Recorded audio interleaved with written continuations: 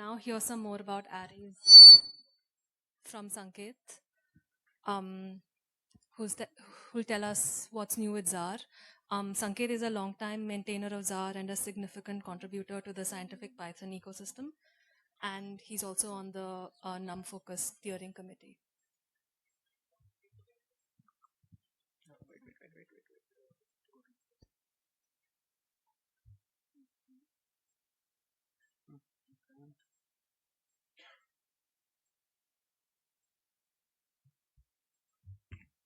Hello everyone.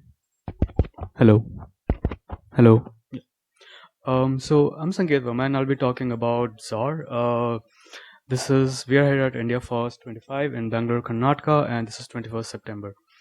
So before I start, may I get a show of hands how many people know and use Zarr? Okay. So yeah, I'm Sanket Verma. I wear many hats in the open source ecosystem. This is my website if you want to check more about me. Apart from all the other things, I have been maintaining Zarr for the last 3 years or something. These are the slides for the talk, so if you want to follow along, I'll leave this QR code for a few seconds. And there's also a link at the bottom. So this is a brief outline what I'll be talking about. So basically what is Zarr, the basics, and what's new in the Zarr Python 3 and how you can get involved. And if we have time, we'll go to the Q&As. So basically Zarr is a community project that develops specifications and softwares for storing n-dimensional arrays.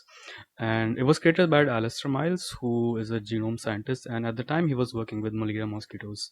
And at the time there was like no, this is like back in 2016, like, you know, a decade ago, and there was like no library who could, or specification who could handle the massive data sets which are coming out of like malaria genomes. And it has evolved since then. Zarr is actually adopted in like many scientific domains, which are including but not limited to geospatial, bioimaging, data science, physics, and everything. So I'll just briefly explain like how Zarr works. So these are like arrays, you know, we have different like shapes of arrays like 1D, 2D, 3D, and ND. If you have like a small array which you can easily fit into your memory, you can do operations on it, then it's completely fine, right? But what if the data is too big to fit in your memory? Like, you know, it'll crash, you'll get runtime memory errors, and you know, your laptop will crash. So this is where basically Zarr kicks in, and it helps divide your big array into like small chunks, and you compress those each chunk and store them into your secondary memory. And the retrieval works in a way that only the selected chunks or the subset of chunks will be loaded into your memory, not the entire array. So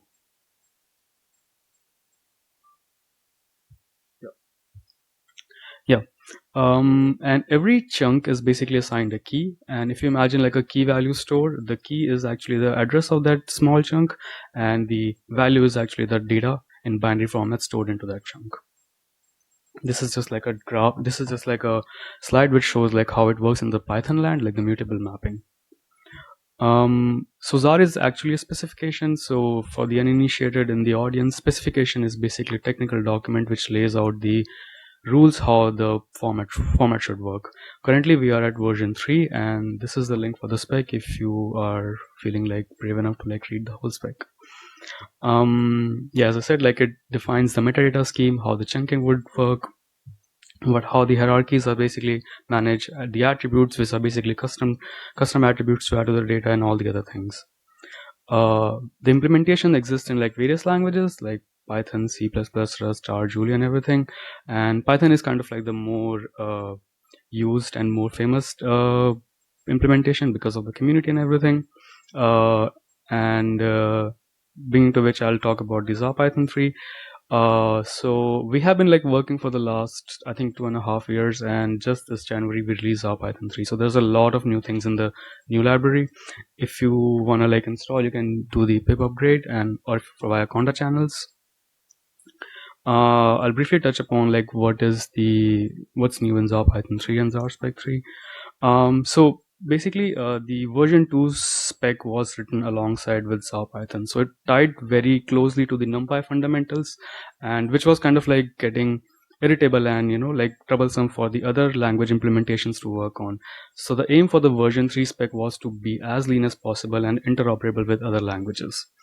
And so also the version 2 spec was kind of like a test field area to figure out the issues and the challenges when you're working with like high latency storage like cloud objects, which is AWS and all this stuff. And we use that learnings from the version 2 and kind of like design the spec in a way that it handles the high latency storage. And the most important part was the extensibility, which is the spec has been reduced to a minimal required things, and it adds like mechanisms to add like custom attributes or custom data types or custom chunking schemes to the Zarr v3 spec. So it allows various domain specific applications to add like multiple features which is suitable for their domain. So these are the 3 points which kind of like we have keep in mind when developing the version 3 spec. This is basically a diagram which kind of shows like what's the difference between the array in version 2 and version 3. On the left hand side you see the version 2, so you can see the Z arrays is like a metadata file at the top of the array which contains the information about what is inside the array, what's the size, what the data type is, and all that stuff. And Z attrs is like the custom attribute. So let's just say you created the array which is kind of like a data coming out of like a large hadron collider, and it contains like various information. And in the earlier version 2, like it was like the metadata files were kind of like separate. In the version 2 we have consolidated into like Zarr.json, which is more acceptable form when you're working with like array libraries. And the array is also kind of like chunked in like various in a different manner and stored in different manner.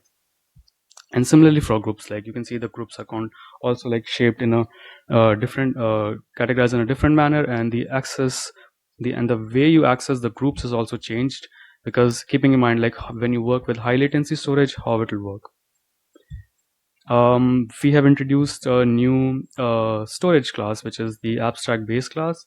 This is a very exciting thing because we have replaced the mutable mapping class in the Zarr Python and allow a new base class, and it kind of like adds an entry point mechanism to add your own custom stores. And we have removed all the exquisite stores from the Zarr Python to decrease the store bloating. So earlier there were like many stores like SQLite, MongoDB, Redis, and whatnot.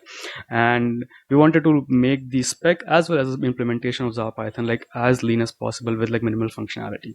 And the Zarr Python library implements local store, zip store, and FS store, which is the last storage for the remote reading and writing.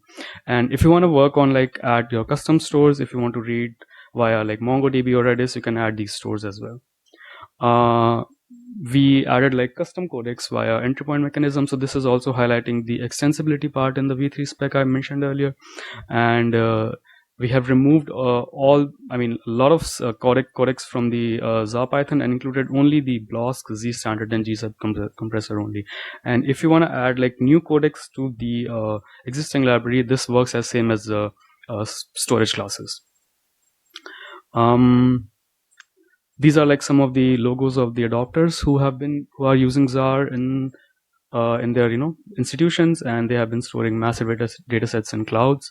I think the largest data set which I have seen in Zarr is probably around like 50 petabytes or something, which is stored in like Amazon AWS, which is like a climate data set of how ocean currents are basically working. I think this is like, there are a couple of more logos here which are missing here, but yeah, you can check out this link and this page is updated. We have meetings almost every week. So yeah, if you are looking to join the community meetings, office hours, I do host office hours if you're interested to learn more about the project. And if you're coming from a scientific Python background or science background and want to use store your data set into Zarr, yeah, I'm happy to chat with you. There are dev meetings as well. Here's a link for the calendar where you can see that. And I think that's it. Thank you.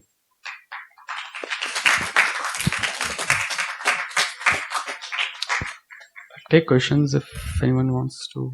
Can we do questions later? Okay, sure. Thank you. You can meet Sanket outside.